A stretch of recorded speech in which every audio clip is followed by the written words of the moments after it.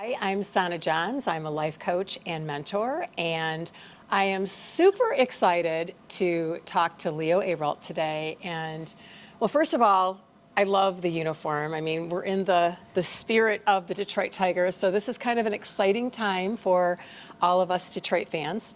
But I'm more excited to just talk more about his journey because how we met were through some mutual friends and through the Louis Lee show, which, I was admiring his photography and I love the photos and I'm like, oh my God, who's taking these photos? And then, I found out Leo was taking these photos and my background is photography and No being way. in front of the camera for many, many years. And so I have a love for photography.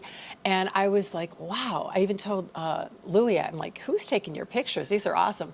So anyway, we got to meet through there and we also know some mutual friends and we're also on the same path, on the same spiritual, personal growth path.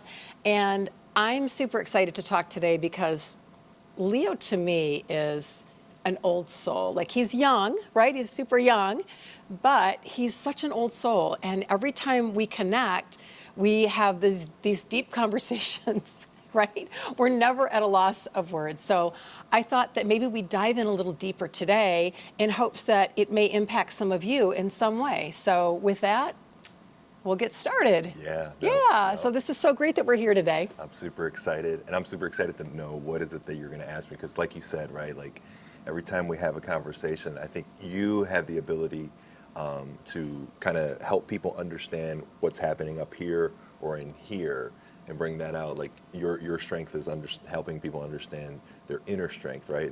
Right, So for me, yes. I think leaders create leaders, and I think you have that capability. So I'm so excited to converse with you, not just on a what can I learn from you aspect, but also an aspect of healing, and I think that's Right. super duper important.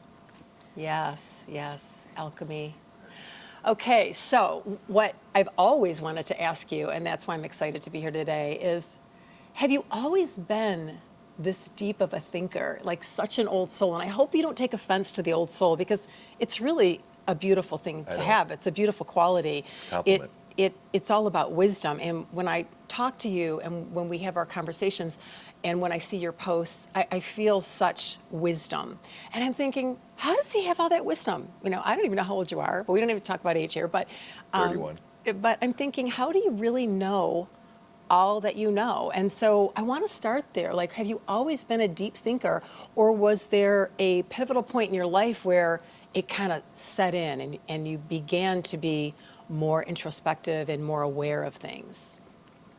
I think I've always been a deep thinker, because I've always been different. You see, like when you are biracial, my mother being Japanese, my father being American, right away, maybe not in kindergarten, but right around elementary school, you start to realize I'm a little different.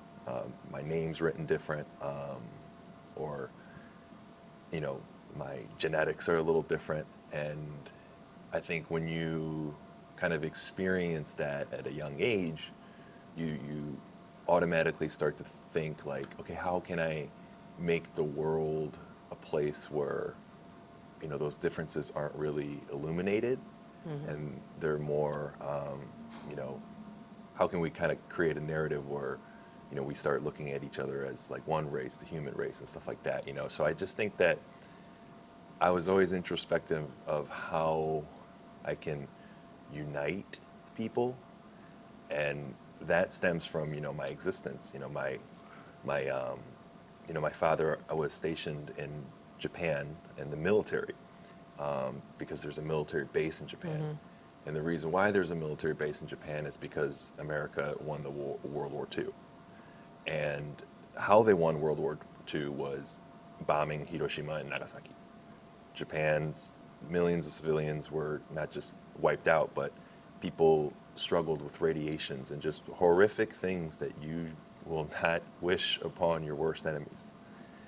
And with hearing those stories, I remember having old people come in, or elderly, as I should say. They will come into our schools and tell stories about who they knew that suffered from that or what they went through. Because there was another attack that transpired in Tokyo that really isn't talked about in the history books, but being born over there, you learn about it. And those people who actually described it, described the sky was raining fire. They described it as, people it was such chaos that, one lady remembers, her and her younger brother who was 3 and she was like 7, didn't know where the parents were. And then they were running to wherever in chaos, and she let go of her little brother's hand and never saw him after that. Right. So it's just like when you experience and hear those stories, you look at your own life and say, hey, not only am I lucky to be alive, but I should be doing everything that I can to make those people around me realize how fortunate we are to be living in a place where we don't have to worry about that harsh reality.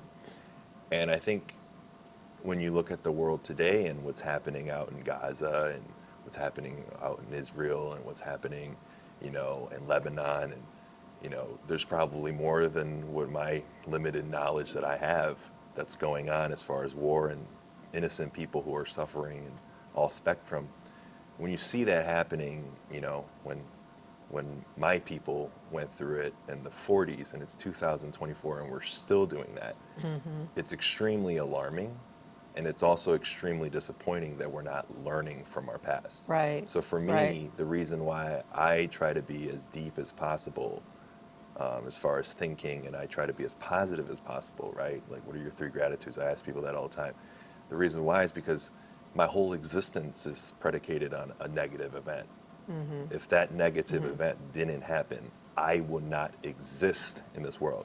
So I'm going to do whatever I can to be as positive as I possibly can, because I want to prove that something positive can come out of something negative.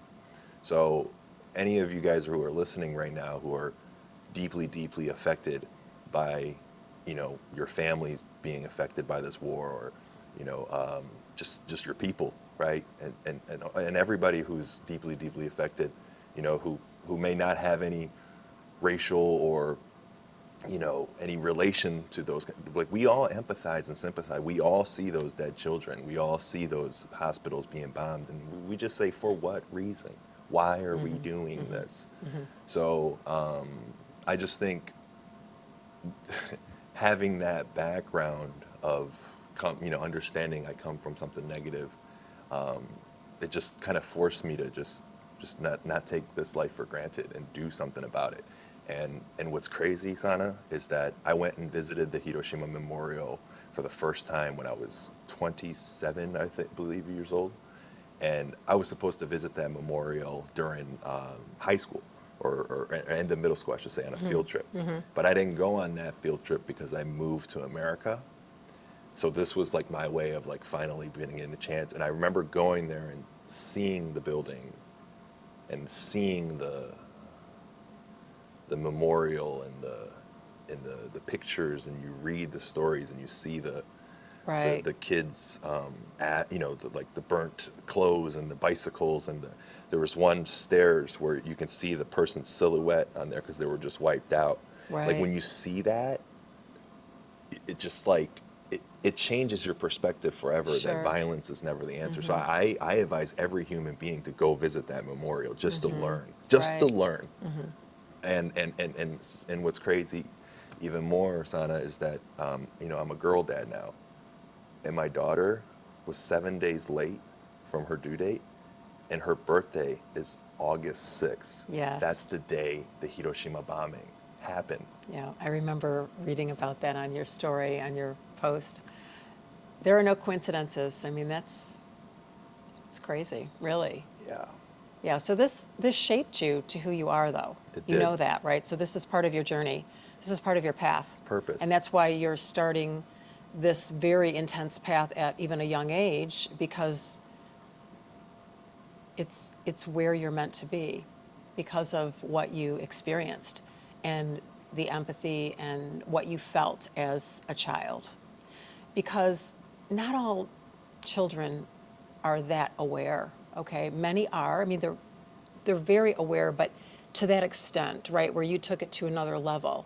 So now you're able to you know, take it to more fruition now with your passion of giving back, raising awareness, and everything that you do. So as you think it was a negative that you were brought, you know, that came out of this, but it's really going to be a huge positive. It already is a huge positive, because think of the energy that you're putting out there. So it's all about awareness, and the world needs to be aware of situations, and aware in a way that we can look at what we're grateful for. And I know that you're really big on gratitude, but we really have to see what's truly going out there. And that's why going on out there, because that's why it bothers me when I see such greed, because that's a real touchy point with me, because people are so worried about so many other things, and we have people that are really have horrible circumstances in their life, right? And I'm not saying don't strive and, you know, to be successful, but we have to keep things in perspective.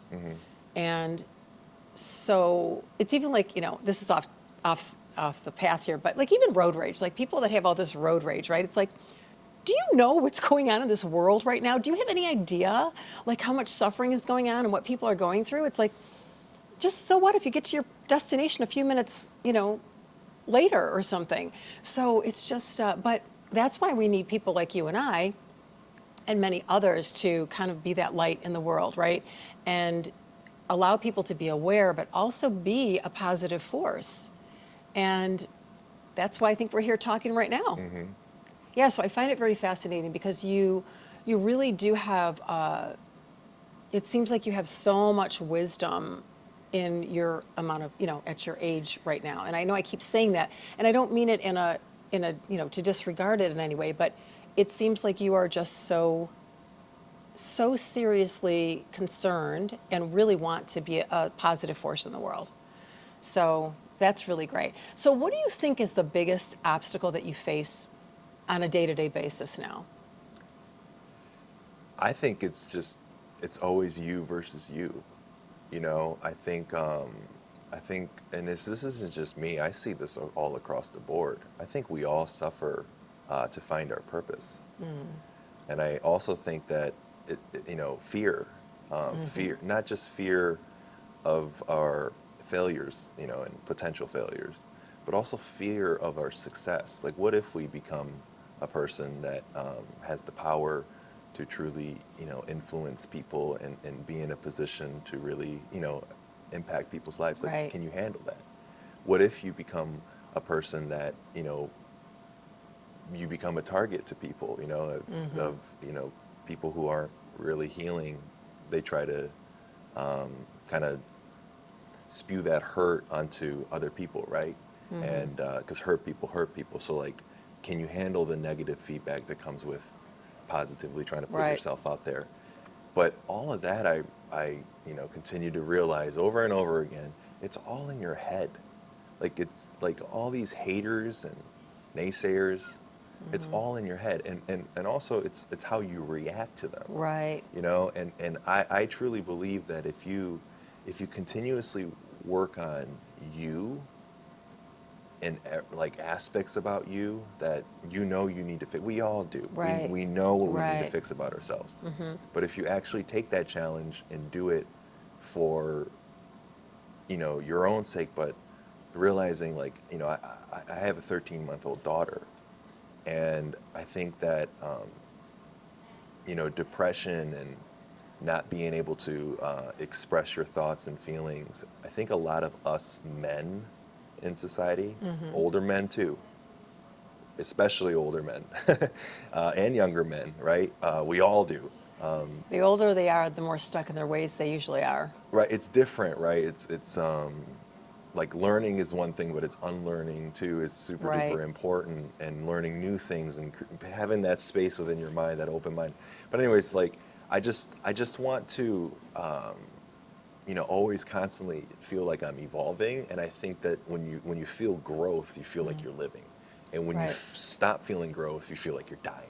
Right. So I just think that God made it challenging for us to look inwardly, because we can only see, like, I can totally look at you right now. It's easy for me to critique you or, you know, compliment you, but it's very hard for me to critique myself or compliment myself. I think that's the other one. It's not just critique, Interesting. it's complimenting too. And I Yeah. think, especially us men, we struggle because we grew up, right? Like if somebody, gets a haircut when you're younger, hey, look at so-and-so, you got a haircut, or you come dressed fresh in school, what you getting all dressed, or you got a date? Like our love language, us guys, is ratting each other, cracking jokes, which Right. is fun and it's needed at times. But you can't bring that and constantly do that to yourself. You also have to learn from your mothers and the nurturing people. Like I have very powerful women around me. You know what I'm saying? Like right now, you're extremely powerful woman, but like people like you guys teach me like, okay, women teach, right? You grow up, you do your hair, wow, it's so beautiful. Your girlfriends that you post a picture, wow, so cute, Like there's culturally in the female world, you guys do a good job of kind of acknowledging and uplifting. And, confident women know how to do that to themselves. Ooh, I'm gonna rock this outfit tonight, not for these dudes. I'm gonna rock it for me because I want to see how good I can look. And like when you have that level of self-love, ooh, let me take care of myself. Let me do my hair. Let me make me look the best as possible. That is self-love. It is. And us dudes, we don't really do that enough. So what ends up happening is that we can't express it and we beat ourselves up and we get to a low point and we start taking it out on those we love the most. And that is not the formula. So I encourage, I think the biggest challenge that I face is doing that on a daily basis. How can I not just critique what I'm lacking, but also giving myself enough credit to say, hey, Leo, good job. Hey, Leo, I love you, man. I don't think I do that enough. So Right. that's my day-to-day challenge. Right. Whereas females, they do care more about aesthetically how they look and they feel. Males usually identify with how much success they have, how much money they're making, and what they've accomplished. And while some of that is natural, we also have to look at who we are as a person and how we've grown as a person Yep. inside, not what we have on the outside. And that's what I think gets lost along the way. Yep. Because everything starts within, and when we work on ourselves, like you said, and we really get that solid foundation of who we are and what our value system is, then we're able to really create whatever we want on the external. Yep. And then feel so accomplished and feel really good about it. But as you know, people can have everything in their exterior world and be very unhappy within. Exactly. I mean, that's very prevalent. It's prevalent, and that's because, right, like you just mentioned, us men, our success is predicated on financial status. Like how many beautiful women we have around us, or That's ego. that's ego, right? But a lot of that is like taught to us. Yeah. It's taught to us though. Right. I know. Yeah. And it's you but money, right? Like for example, like Bob Marley said, if money is your end goal, money's infinite, so you'll be chasing it forever. Right. So I just think that Right. it's for me, when I lost my grandpa, he had so many people show up at his funeral, and so many people came up and said, hey, your grandpa made an impact in my life. And I truly believe that kind of became my definition of success. Like, how many people can you touch in a positive way? How many people are gonna, enhance their life just because you were a part of it, right? Like, what kind of character are you to this world? If this whole world is a show, what is your character, right? So for me, I just think being able to kind of hone in on that and remind myself on that, that's what allows me to kind of not look at all of those, superficial definitions of success or ego-driven success. It takes me away from that and truly look at, okay, what matters. Right. Because at the end of the day, when you die, you're not going to be thinking about, oh my God, when that transaction hit my bank, or oh my God, when I made that deal. No, you're going to be thinking about all of the people that you love in your world and the memories that you created with them. So I'm just trying to rack up as many positive memories as I possibly can, because once I get to the finish line, I'm gonna look back and say, I had a good life. Right. And it's important to just be in the moment with the memories too. It's not that we're constantly chasing the memories, but like really being in the moment every day and really finding the pleasure and the joy in the day-to-day, things that already exist, okay? So it could be Yep. just the simple things. If we start out with that, and if we can be content and have that love within ourselves to really appreciate the things that are already there, then just think of how much love and joy we'll feel when there's even more that Yep. comes to us, right? So I think that it's all about expectations, and it's all about, again, going within and really focusing on, yourself within. And a lot of times we need that validation as men or women because we haven't had that validation when we were younger. And I don't want to turn this into a coaching session, but it's like, the inner child in us. There are many of us, I would say most of us have some childhood wounds of not being able to speak up, not being validated, maybe neglected, maybe in some cases abused. I mean, obviously there's a lot of trauma out there. So there's always something. And so what happens is we take that through our lives, and then we seek validation because we didn't have it when we were younger. Yeah. And so again, that's a whole other No, that's a but whole you're- other podcast. but you're right on the money, and I think that's super important to acknowledge that.